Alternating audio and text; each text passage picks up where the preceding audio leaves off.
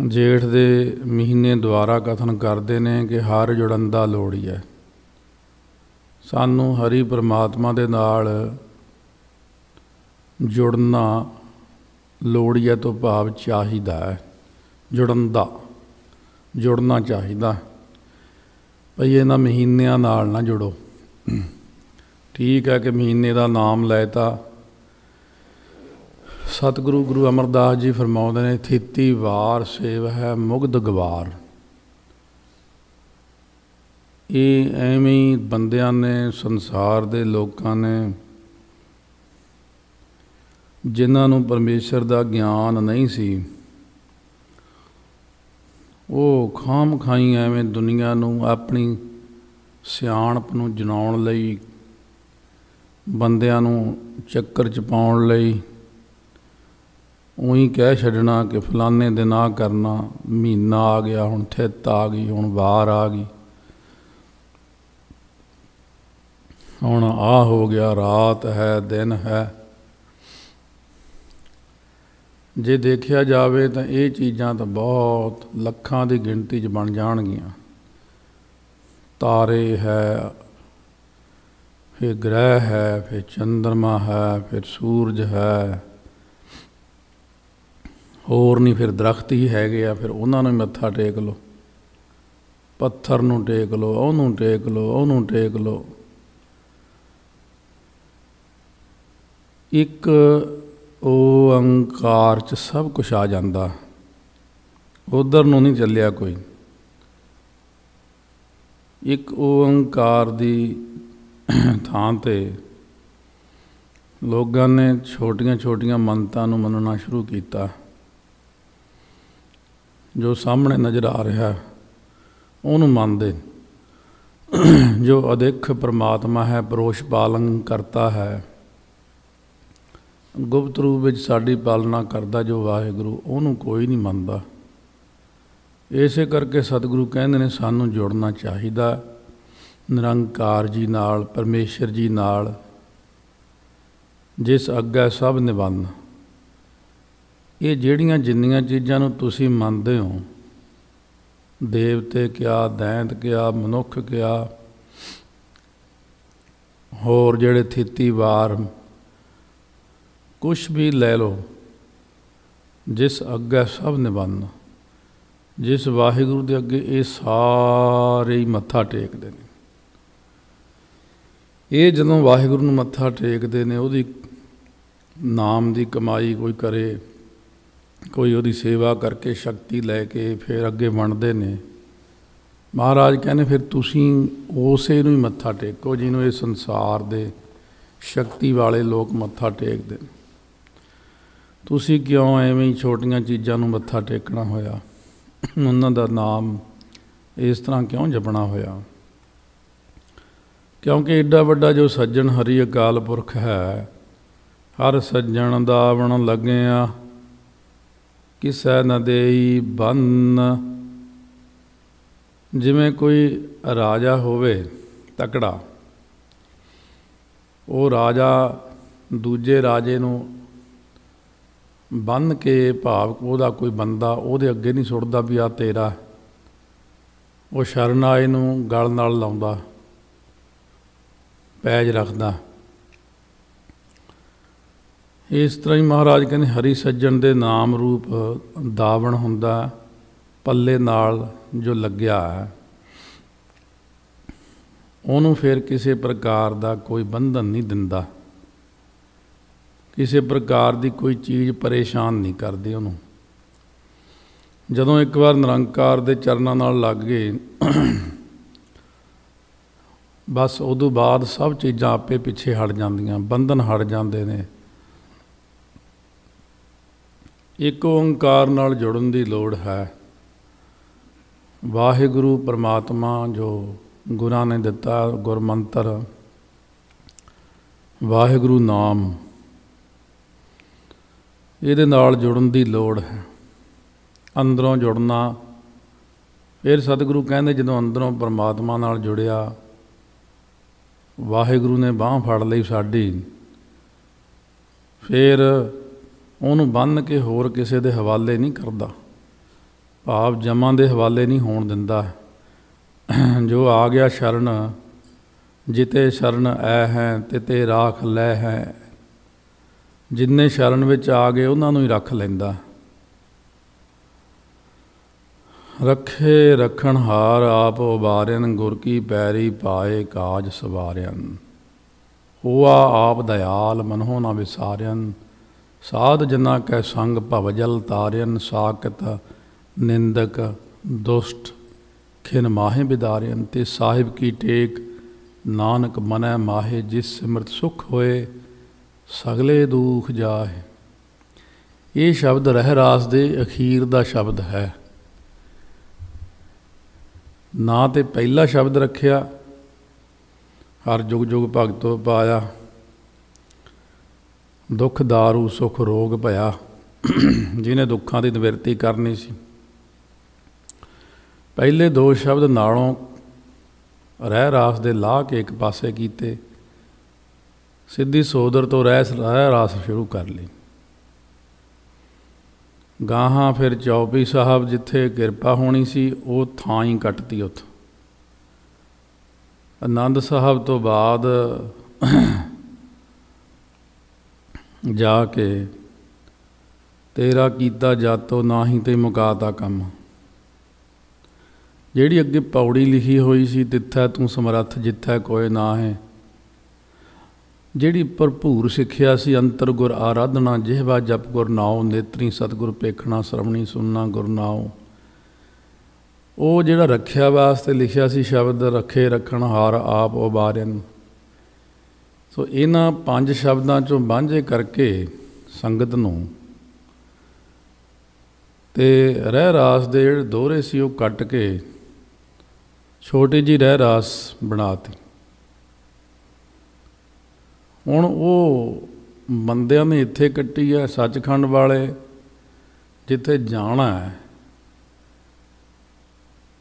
ਉੱਥੇ ਪ੍ਰਵਾਨ ਨਹੀਂ ਹੈ। ਉਹ ਕਹਿੰਦੇ ਠੀਕ ਹੈ ਤੂੰ ਬਾਣੀ ਪੜ੍ਹੀ ਆ, ਪਰ ਇਹਨੂੰ ਅਸੀਂ ਰਹਿ ਰਾਸ ਨਹੀਂ ਮੰਨਦੇ।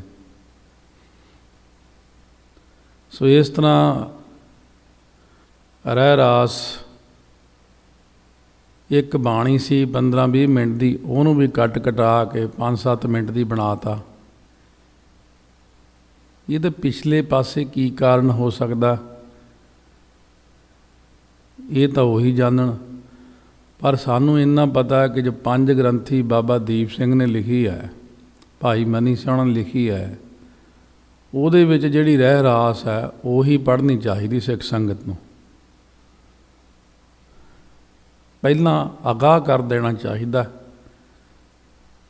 ਮੇਰਾ ਫਰਜ਼ ਹੈ ਸਾਵਧਾਨ ਕਰਨਾ। ਬਾਅਦ ਵਿੱਚ ਤੁਸੀਂ ਪਛਤਾਓ ਬਈ ਇਹ ਸਾਨੂੰ ਕਿਸੇ ਨੇ ਦੱਸਿਆ ਨਹੀਂ। ਦੱਸ ਰਿਹਾ ਮੈਂ ਰੌਲਾ ਪਾ ਕੇ। 5 ਬਾਣੀਆਂ ਕਹਿ ਰਹੇ ਹਾਂ, ਆਨੰਦ ਸਾਹਿਬ ਨਾ ਛੱਡਿਓ। ਇਹ ਚੌਪਈ ਸਾਹਿਬ ਦਾ ਪਾਠ ਸਵੇਰੇ ਬੰਦ ਕਰਾਤਾ, ਕੀ ਗੱਲ? ਅਸੀਂ ਗੁਰੂ ਗੋਬਿੰਦ ਸਿੰਘ ਨੂੰ ਗੁਰੂ ਮੰਨਦੇ ਹਾਂ। ਅਸੀਂ ਬੰਦਿਆਂ ਨੂੰ ਗੁਰੂ ਨਹੀਂ ਮੰਨਦੇ ਵੀ ਬੰਦੇ ਨੇ ਜੋ ਕਹਿਤਾ ਬਸ ਉਹੀ ਮੰਨ ਲਿਆ। ਇਸ ਕਰਕੇ ਇਹਨਾਂ ਗੱਲਾਂ ਦਾ ਹਮੇਸ਼ਾ ਧਿਆਨ ਰੱਖੋ। ਜਿੱਥੇ ਸਾਨੂੰ ਰੱਖਿਆ ਹੋਣੀ ਸੀ ਉਹ ਤਾਂ ਖਤਮ ਹੀ ਹੋ ਗਈ। ਜਿੱਥੇ ਸਾਨੂੰ ਆਨੰਦ ਮਿਲਣਾ ਸੀ, ਆਨੰਦ ਸਾਹਿਬ ਪੜ੍ਹਨਾ ਸੀ, ਉਹ ਤਾਂ ਕੰਮ ਹੀ ਮੁਕਾਇਆ।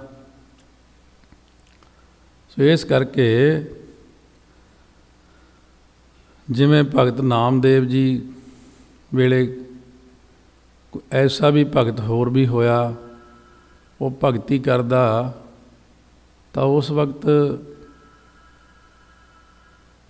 ਭਗਤ ਦੇ ਮਗਰ ਬਾਜ਼ਾਰ ਵਿੱਚ ਤੁਰਿਆਂ ਜਾਂਦਿਆਂ ਹਾਥੀ 'ਤੇ ਬੈਠਾ ਬੰਦਾ ਰੌਲਾ ਪਾ ਰਿਹਾ ਸੀ ਕਿ ਹਾਥੀ ਵਿਗੜ ਗਿਆ, ਪਰੇ ਹੋ ਜਾਓ ਪਰੇ ਹੋ ਜਾਓ। ਹਾਥੀ ਦੌੜਿਆ ਜਾ ਰਿਹਾ। ਰੱਬ ਦਾ ਭਗਤ ਬੈਠਾ ਉਸ ਵਕਤ ਤੁਰਿਆ ਜਾ ਰਿਹਾ ਭਗਤ ਰੱਬ ਦਾ। ਉਹਨੇ ਕੋਈ ਪਰਵਾਹ ਨਾ ਕੀਤੀ। ਹਾਥੀ ਨੇ ਉਹਦੇ 'ਚ ਟੱਕਰ ਮਾਰੀ, ਉਹਦੇ ਪੈਰ 'ਤੇ ਆਪਣਾ ਪੈਰ ਵੀ ਰੱਖ ਦਿੱਤਾ, ਪੈਰ ਟੁੱਟ ਗਿਆ। ਭਗਤ ਨੇ ਪਰਮੇਸ਼ਰ ਕੋਲੇ ਇਤਰਾਜ਼ ਕੀਤਾ ਵੀ ਤੁਸੀਂ ਮੇਰੀ ਰੱਖਿਆ ਹੀ ਨਹੀਂ ਕੀਤੀ। तुसीं मैनूं दस्सिया नहीं। उस वक्त परमेश्वर कहण लगे, वो जिहड़ा महावत बैठा सी हाथी दे उत्ते, उहदे विच कौन बैठा बोलदा सी, परे हो जो, परे हो जो, हाथी बिगड़ गया, हाथी पागल हो गया, परे हो जो। कहंदे उहदे विच बैठ के मैं रौला पाया पर तू सुनिया नहीं। सो इस करके महाराज सच्चे पातशाह कहंदे ने बचन कि ये जिहड़ा है ना, सही गल दस देनी चाहिदी है, धोखा नहीं होना चाहिए किसी नाल। तो इस करके सतगुरु महाराज कहते हैं, हर सज्जन दावण लगियां किसे न देई बन। फिर वो जमदूतां दे हवाले नहीं करते। तो महाराज सच्चे पातशाह बख्शिश करते, जिवें छेवें पातशाह ने जदों ग्वालियर के किले विच महाराज सन, जदों वापस आउणा सी, महाराज ने बचन किया कि किस प्रकार ये बचन ऐसा होया। राजे जिहड़े सी 52 उत्थे, वो राजे कहण लगे, महाराज सानू भी कढ़ के लैके जाओ। सो सतगुरु महाराज ने फिर बख्शिशां कीतियां, इन्हां नूं भी छड़ा लिया। क्यों गुरु महाराज की किरपा हुई, हर सज्जण दावण लगियां। हरी सज्जण दे दावण पल्ले नाल लगियां होयां किसे न देई बन। फिर किसी नूं होर गांह बन के नहीं दिंदे, भाव जमदूतां दे वस विच नहीं पाउंदे। जदों एक बार उन्हां दे कोई चरनी लग जांदा, महाराज सच्चे पातशाह की किरपा हो जाती है उहदे ते। माणक मोती नाम प्रभ, उन लगै नाही सन। जिस बंदे ने माणक ते मोतियां दी निआई अमोलक वाहिगुरू दे नाम लिया जपिया, जिने माणक हुंदा सरवण करना कन्नां नाल, मन नाल हुंदा मनन करना, निध्यासन हुंदा कमाई करनी, मोती हुंदे आ शुद्धता, मन की शुद्धि होनी, हीरा हुंदा वाहिगुरू दा नाम। माणक मोती नाम प्रभ, उन लगै नाही सन। ये जिहड़े सारे शुभ गुण ने, उन्होंने फिर सन नहीं लगती। सन हुंदी पुराने टाइमां दे विच जिवें कंधां हुंदियां सी, सन तां चोर हुण भी पक्कियां कंधां ला लैंदे ने कि हौली हौली एक इट्ट पहलां कढ लैनी कंध दी, फिर होर एक इट्ट कढ लैनी, फिर अंदर बंदा लंघण जोगी थां बना के चोर अंदर वड़ जांदे सी अते सारा घर लुट के लै जाना। सो इस तरह फरमाउंदे ने, उन्होंने फिर कदे सन नहीं लगती। वो सन आ बंदे नूं किहड़ी लगदी है, ये जिहड़ी काम क्रोध लोभ मोह हंकार ने, ये सन ला के लुटदे चंगी तरह बंदे नूं। ते जमदूतां रूपी जिहड़ी चोर ने, ये भी लुट सकदे आ आम बंदे नूं। पर जिथे नाम है उत्थे नाम की सहायता हुंदी, चारे पासे रखिया हुंदी नाम दी। नाम करके ये फिर मन दियां जिन्नियां चीज़ां ने, इन्हां उत्ते किसी दा मारू हमला नहीं हुंदा। नाम दे उत्ते किसी चीज़ का असर नहीं हुंदा। नाम होना चाहिए असल रूप दे विच साडे कोले। रंग सभे नारायण जेते मन पावन। जितने क मन नूं भाउंदे ने, ये सब नरैणी रंग ही ने, अर्थात भाव कहण तो ये परमेश्वर दे ही रंग ने। नारायण दे सिमरन विच ही सारे रंग ने, आनंद ने, जिन्ने भी मन नूं भाउंदे ने। जो हर लोड़े सो करे, सोई जीय करन। हरि परमेश्वर जो भी करन तो भाव कराउणा, लोड़े तो भाव चाहुंदे ने, सारे जीव उही करतब करते ने। जो हर लोड़े सो करे, सोई जीय करन। ਹਰੀ ਜੋ ਚਾਹੁੰਦਾ ਹੈ ਵਰਤਮਾਨ ਸਮੇਂ ਵਿੱਚ ਜੀਵ ਉਸੇ ਅਨੁਸਾਰ ਕਰਦੇ ਨੇ। ਬੀਤੇ ਹੋਏ ਸਮੇਂ ਵਿੱਚ ਵੀ ਜੀਵ ਉਹਦੇ ਅਨੁਸਾਰ ਹੀ ਕਰਦੇ ਸੀ, ਅਤੇ ਆਉਣ ਵਾਲੇ ਸਮੇਂ ਵਿੱਚ ਤਾਂ ਫਿਰ ਸੁਭਾਵਿਕ ਹੀ ਹੈ ਕਿ ਉਹਦੇ ਅਨੁਸਾਰ ਹੀ ਕਰਮ ਕਰਨਗੇ। ਜੋ ਪ੍ਰਭ ਕੀਤੇ ਆਪਣੇ ਸੇਈ ਕਹੀਆ ਹੈ ਧੰਨ। ਜਿਹੜੇ ਮਨੁੱਖ ਵਾਹਿਗੁਰੂ ਨੇ ਆਪਣੇ ਬਣਾ ਲਏ ਨੇ, ਆਪਣੇ ਵੱਲ ਕਰ ਲਏ ਨੇ, ਖਿੱਚ ਕੇ ਮਾਇਆ 'ਚੋਂ ਆਪਣੇ ਦਾਸ ਬਣਾ ਲਏ ਨੇ, ਉਹ ਧੰਨਤਾ ਦੇ ਯੋਗ ਨੇ। ਉਹ ਧੰਨ ਹਨ ਉਹ ਪ੍ਰੇਮੀ, ਉਹ ਰੱਬ ਦੇ ਪਿਆਰੇ, ਜਿਨ੍ਹਾਂ ਨੂੰ ਵਾਹਿਗੁਰੂ ਨੇ ਆਪਣੇ ਬਣਾ ਲਿਆ। ਆਪਣ ਲਈ ਆ ਜੇ ਮਿਲੈ ਵਿਛੁੜ ਕਿਉਂ ਰੋਵਨ। ਗੁਰਾਂ ਦੇ ਉਪਦੇਸ਼ ਤੋਂ ਬਿਨਾਂ ਆਪਣੇ ਉਦਮ ਨਾਲ ਆਪਣਾ ਲਿਆ ਹੋਇਆ ਜੇ ਪਰਮੇਸ਼ਰ ਮਿਲ ਸਕਦਾ ਹੋਵੇ ਤਾਂ ਵਿਛੜੇ ਹੋਏ ਜਿਹੜੇ ਜੀਵ ਨੇ ਉਹ ਤੋਂ ਵਿਛੜ ਕੇ ਕਿਉਂ ਰੋਣ। ਗੁਰਾਂ ਦੇ ਉਪਦੇਸ਼ ਤੋਂ ਬਿਨਾਂ ਲੋਕ ਚਾਹੁੰਦੇ ਨੇ ਮੈਂ ਆਪੇ ਹੀ ਮਿਲ ਜਾਵਾਂ ਰੱਬ ਨੂੰ। ਬੇਅੰਤ ਪਰਮਾਤਮਾ ਨਿਰੰਕਾਰ, ਬਹੁਤ ਅੱਖਰ ਵੀ ਨਹੀਂ ਲੱਗਦਾ ਉੱਥੇ। ਬਹੁਤਿਆਂ ਤੋਂ ਹੀ ਸਿਆਣਾ ਹੈ, ਸਭ ਤੋਂ ਵੱਡਾ ਸਿਆਣਾ। ਉੱਥੇ ਕੋਈ ਕਿਸੇ ਦੀ ਚਲਾਕੀ ਨਹੀਂ ਚੱਲਦੀ, ਕੋਈ ਤਰੀਕਾ ਨਹੀਂ ਚੱਲਦਾ, ਕੋਈ ਹੇਰਾ ਫੇਰੀ ਨਹੀਂ ਚੱਲਦੀ। ਨਿਰੰਕਾਰ ਜੀ ਸੱਚ ਸਰੂਪ ਹੋਣ ਕਰਕੇ ਸੱਚੇ ਅਤੇ ਸੁੱਚੇ ਹਨ। ਸਤਿਗੁਰੂ ਮਹਾਰਾਜ ਨੇ ਇੱਕ ਪੂਰੀ ਅਸ਼ਟਪਦੀ ਹੀ ਸੱਚ 'ਤੇ ਉਚਾਰਨ ਕੀਤੀ ਹੈ। ਆਪ ਸਤ ਕੀਆ ਸਭ ਸਤ, ਤਿਸ ਪ੍ਰਭ ਤੇ ਸਗਲੀ ਉਤਪਤ। ਮਹਾਰਾਜ ਸੱਚੇ ਪਾਤਸ਼ਾਹ ਜੀ ਆਪ ਸੱਚ ਸਰੂਪ ਨੇ। ਸੱਚ ਨੂੰ ਕਦੇ ਆਂਚ ਨਹੀਂ ਹੁੰਦੀ। ਜੇ ਕੋਈ ਕਹੇ ਕਿ ਮੈਂ ਗੁਰਾਂ ਤੋਂ ਬਿਨਾਂ ਉਹਨਾਂ ਨੂੰ ਮਿਲ ਲਵਾਂ, ਇਹ ਪਰਮੇਸ਼ਰ ਜੀ ਨੇ ਤਾਂ ਕਾਨੂੰਨ ਬਣਾਇਆ। ਜੇ ਆਪਾਂ ਰੱਬ ਦੀ ਗੱਲ ਕਰੀਏ ਤਾਂ ਰੱਬ ਨੇ ਕਾਨੂੰਨ ਬਣਾਇਆ। 10ਵੇਂ ਪਾਤਸ਼ਾਹ ਨੂੰ ਹੁਕਮ ਹੋਇਆ ਕਿ ਜਾਓ ਦੁਨੀਆ ਦੇ ਉੱਤੇ ਜਾ ਕੇ ਆਹ ਚੀਜ਼ ਪ੍ਰਗਟ ਕਰੋ, ਖੰਡੇ ਬਾਟੇ ਦਾ ਅੰਮ੍ਰਿਤ ਤੁਸੀਂ ਪ੍ਰਗਟ ਕਰਨਾ। ਬਹੁਤ ਸਾਰੇ ਲੋਕਾਂ ਦੇ ਕੋਲ ਹੋਣਗੇ ਅੰਮ੍ਰਿਤ ਤਰ੍ਹਾਂ ਤਰ੍ਹਾਂ ਦੇ, ਪਰ ਨਾਮ ਅੰਮ੍ਰਿਤ ਨੂੰ, ਖੰਡੇ ਬਾਟੇ ਦਾ ਅੰਮ੍ਰਿਤ 10ਵੇਂ ਪਾਤਸ਼ਾਹ ਨੇ ਪ੍ਰਗਟ ਕੀਤਾ ਅਕਾਲ ਪੁਰਖ ਦੀ ਕਿਰਪਾ ਨਾਲ, 5 ਬਾਣੀਆਂ ਪੜ੍ਹ ਕੇ।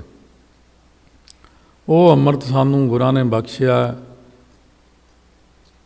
ਮਤਾ ਕੋਈ ਆਖੇ ਕਿ ਕਿਸੇ ਇੱਕ ਦੀ ਗੱਲ, ਪਰਮਾਤਮਾ ਨੇ ਆਪ ਕਕਾਰ ਬਣਾਏ ਨੇ, ਨਿਰੰਕਾਰ ਨੇ ਆਪ ਬਾਣੀਆਂ ਦੱਸੀਆਂ ਨੇ। ਰਹਿ ਰਾਸ ਨਿਰੰਕਾਰ ਜੀ ਨੇ ਕਹੀ ਪੜ੍ਹਨ ਨੂੰ, ਸੋਹਿਲਾ ਨਿਰੰਕਾਰ ਜੀ ਨੇ ਕਿਹਾ ਪੜ੍ਹਨ ਨੂੰ। ਕਰੈਤਾਂ ਤੋਂ ਬਚਣ ਲਈ ਆਪ ਵਾਹਿਗੁਰੂ ਨੇ ਕਿਹਾ ਕਿ ਆਹ ਕਰੈਤਾਂ ਤੋਂ ਬਚਾਓ ਲੋਕਾਂ ਨੂੰ। ਵਾਹਿਗੁਰੂ ਤੁਮ ਹੋ ਸਭ ਰਾਜਨ ਕੇ ਰਾਜਾ, ਆਪੇ ਆਪ ਗਰੀਬ ਨਵਾਜਾ। ਤੁਸੀਂ ਸ੍ਰਿਸ਼ਟੀ ਦੇ ਮਾਲਕ ਹੋ, ਤੁਸੀਂ ਦੁਨੀਆ ਨੂੰ ਅੰਮ੍ਰਿਤ ਦੀ ਦਾਤ ਬਖਸ਼ੀ। ਵਾਹਿਗੁਰੂ 10ਵਾਂ ਰੂਪ ਧਾਰ ਕੇ, ਸਰਗੁਣ ਰੂਪ ਵਿੱਚ ਆ ਕੇ ਕਕਾਰ ਬਖਸ਼ਿਸ਼ ਕੀਤੇ ਨੇ। ਫਿਰ ਰੱਬ ਦੀ ਬਣਾਈ ਚੀਜ਼ 'ਤੇ ਕਿੰਤੂ ਰੱਬ ਨਾਲ ਟੱਕਰ ਪੁੱਗਣੀ ਨਹੀਂ ਗੱਲ। ਇਹ ਪਹਾੜ ਨਾਲ ਮੱਥਾ ਮਾਰ ਕੇ ਮੱਥਾ ਫਟ ਜਾਣਾ ਆਪਣਾ ਹੀ। ਜਿਹੜਾ ਬੰਦਾ ਪਰਮਾਤਮਾ ਨੂੰ ਨਮਸਕਾਰ ਕਰੂ, ਮੱਥਾ ਟੇਕੂ, ਪਰਮਾਤਮਾ ਦੇ ਧਰਮ ਨੂੰ ਅਪਣਾ ਲਊਗਾ, ਜੋ ਤਾਂ ਕਿ ਮਾਰਗ ਮਹਿ ਆਏ, ਦੁਖ ਭੂਖ ਕਬਹੁ ਨਾ ਸੰਤਾਏ। ਜਿਨ੍ਹਾਂ ਨੇ ਉਸ ਮਾਰਗ ਨੂੰ ਮਖੌਲ ਕੀਤਾ, ਜਿਨ੍ਹਾਂ ਨੇ ਉਸ ਮਾਰਗ ਨਾਲ ਛੇੜਖਾਨੀਆਂ ਕੀਤੀਆਂ ਨੇ, ਉਹ ਇਹ ਜਾਣ ਲੈਣ ਕਿ ਹਰਨਾਕਸ਼ ਦਾ, ਰਾਵਣ ਦਾ, ਕੰਸ ਦਾ, ਨਰੰਗੇ ਦਾ ਕੀ ਹਾਲ ਹੋਇਆ ਸੀ। ਇਸ ਗੱਲ ਦਾ ਧਿਆਨ ਰੱਖ ਲਓ। ਇਹ ਸੱਚਾਈ ਹੈ, ਬਿਲਕੁਲ ਹੀ ਪਰਮਾਤਮਾ ਦਾ ਧਰਮ ਹੈ। ਮਹਾਰਾਜ ਕਹਿੰਦੇ ਨੇ ਪ੍ਰਗਟਿਓ ਖਾਲਸਾ ਪਰਮਾਤਮਾ ਕੀ ਮੌਜ। ਇਹ ਪਰਮਾਤਮਾ ਦੀ ਮੌਜ ਵਿੱਚ ਖਾਲਸਾ ਪ੍ਰਗਟ ਹੋਇਆ। ਖਾਲਸਾ ਦੁਨੀਆ 'ਤੇ 1699 'ਚ ਪ੍ਰਗਟ ਹੋਇਆ, ਪਰ ਖਾਲਸਾ ਇਹ ਨਹੀਂ ਕਿ ਉਦੋਂ ਹੀ ਪ੍ਰਗਟ ਹੋਇਆ। ਖਾਲਸਾ ਤਾਂ ਜਦੋਂ ਸ੍ਰਿਸ਼ਟੀ ਰਚੀ ਸੀ ਪਰਮਾਤਮਾ ਨੇ, ਉਦੋਂ ਹੀ ਪ੍ਰਗਟ ਕਰ ਦਿੱਤਾ ਸੀ, ਪਰ ਦੁਨੀਆ ਉੱਤੇ ਇਹਨੂੰ ਪ੍ਰਗਟ 1699 'ਚ ਕੀਤਾ ਮਹਾਰਾਜ ਨੇ। ਕਿਉਂਕਿ ਖਾਲਸਾ ਤਾਂ ਰਚਿਆ ਸੀ ਉਦੋਂ ਹੀ ਜਦੋਂ ਦੇਵਤੇ ਅਤੇ ਦੈਂਤਾਂ ਦੀ ਰਚਨਾ ਕੀਤੀ, ਸਤੋ ਗੁਣ ਤੋਂ ਦੇਵਤਿਆਂ ਦੀ ਰਚਨਾ ਕੀਤੀ, रजो गुण इस प्रकार फिर मनुखा की इन्हों आपस मिला के कीती है। तमो गुण तो शहीद सिंह उदों ही बना दिते सी अकाल पुरख ने जो सृष्टि की रचना की सी। नीले बाणे नूं उदों ही बनाया सी अकाल पुरख ने जब सृष्टि रची सी। नीले बाणे वाली शहीदी फौजां उदों ही बन गईयां सी। पीला बाणा, नीला बाणा, चिट्टा बाणा, ये फौजां नूं उसे वक्त दे के सृष्टि का प्रबंध सारा शहीदां नूं दिता सी। वो शहीद वखरे ने ਜਿਹੜੇ 6ਵੇਂ ਪਾਤਸ਼ਾਹ ਵੇਲੇ ਸਿੰਘ शहीद होए, गुरसिख 10वें पातशाह ਵੇਲੇ ये शहीदी प्राप्त करके उन्हां विच रलदे ने जाके। एक वो शहीद ਜਿਹੜੇ परमात्मा ने पहलां ही तो रचे होए सृष्टि वास्ते, वो शहीद फौजां। तो महाराज कहते हैं ये सारा कुछ अकाल पुरख वाहिगुरू आप प्रबंध चलाउंदे ने। वो सारी सृष्टि का अकाल दी फौज है। वो अकाल फौज, अकाल पुरख वाहिगुरू दी फौज जो सारे ब्रह्मंडां का प्रबंध चलाउंदी है, अकाल फौज है उसका नाम। उस गल का आम व्यक्ति नूं, आम बंदे नूं ज्ञान नहीं कि इन्नी वड्डी चीज़ है, बख्शिश है अकाल पुरख दी। तो सतगुरु महाराज सच्चे पातशाह जो 10वें पातशाह मालवे के इलाके पहुँचे सी, उस वक्त एक सिंह नूं काफ़ी उदासी छा गई कि सच्चे पातशाह के सारे सिंह शहीद हो गए, साहिबजादे शहीद हो गए, महाराज हुण कल्ले रह गए। महाराज नूं तुरक फड़ ना लैण, वो सोचदा जांदा तुरिया जांदा। करम सिंह भाई सोचदा जा रहा। इन्हीं नूं एक बड़ा उच्चे कद दा सिंह बरछा फड़िया होया आके उहदे नाल रल गया। किधर नूं जा रहे खालसा जी? कहंदे 10वें पातशाह कोल। कहंदे चलो असीं भी उत्थे ही जा रहे हैं। रस्ते तुरे जाते कहते खालसा जी तुसीं की सोच रहे हो कि 10वें पातशाह नूं तुरक मार ना देण, फड़ ना लैण? कहते हाँ जी यही सोचदा। कहते तुहानूं किद्दां पता? कहते असीं महाराज दे पहरेदार हां। हौली हौली दस्सिया कि असीं शहीद सिंह हाँ। फिर उन्होंने सारी विथया दसी, ये सारी सूरज प्रकाश आउंदी भी है। उन्होंने दस्सिया कि असीं 5000 शहीद सिंह 10वें पातशाह नाल हर वक्त रहने हैं। तू चिंता ना करके उन्होंने कोई कुछ कह जाएगा, असीं नाल ही हुन्ने हैं। असीं उदों रचे सी जदों सृष्टि की रचना हुई सी। एक शहीद हो के विच रलदे ने, एक धुरां दे बख्शे होए हुंदे ने ब्रह्म ज्ञान च, एक इत्थे आके अभ्यास करके ब्रह्म ज्ञानी बनते हैं, वो भी ब्रह्म ज्ञानी कहाउंदे ने। सो इस तरह महाराज सच्चे पातशाह कहते हैं कि बिना सतगुरां तो जो प्राप्ति करनी चाहुंदा उहनूं प्राप्ति नहीं हुंदी। वो एवें फालतू दीआं गल्लां ही ने। साधु संग प्रापते नानक रंग माणन। महाराज कथन करते हैं जो साधुओं की संगत च प्राप्त होए ने, मिले ने, साधुओं के संग करके जिन्होंने वाहिगुरू प्राप्त होया, वो बंदे वाहिगुरू के रंग नूं माणन तो भाव आनंद नूं भोगदे ने। हारे जेठ रंगीला तिस धनी जिसकै भाग मथन। जेठ के महीने द्वारा कथन करते धनी तो भाव हुंदा मालक, जो हरि दा रंगीला, रंगीला तो भाव आनंद ਉਹਨੂੰ प्राप्त ਹੁੰਦਾ है ਜਿਹਦੇ मत्थे ते चंगे भाग ਹੁੰਦੇ ने। वो ਜਿਹੜਾ रंगीला तो भाव आनंदी परमात्मा है। हर रंगीला जेठ द्वारा तो कथन करना ही करना है। हर रंगीला तिस धनी, धनी हरि जो रंगीला आनंदी परमात्मा है, उस नूं प्राप्त ਹੁੰਦਾ ਜਿਹਦੇ मत्थे ते ਵੱਡੇ चंगे भाग ਹੁੰਦੇ ने।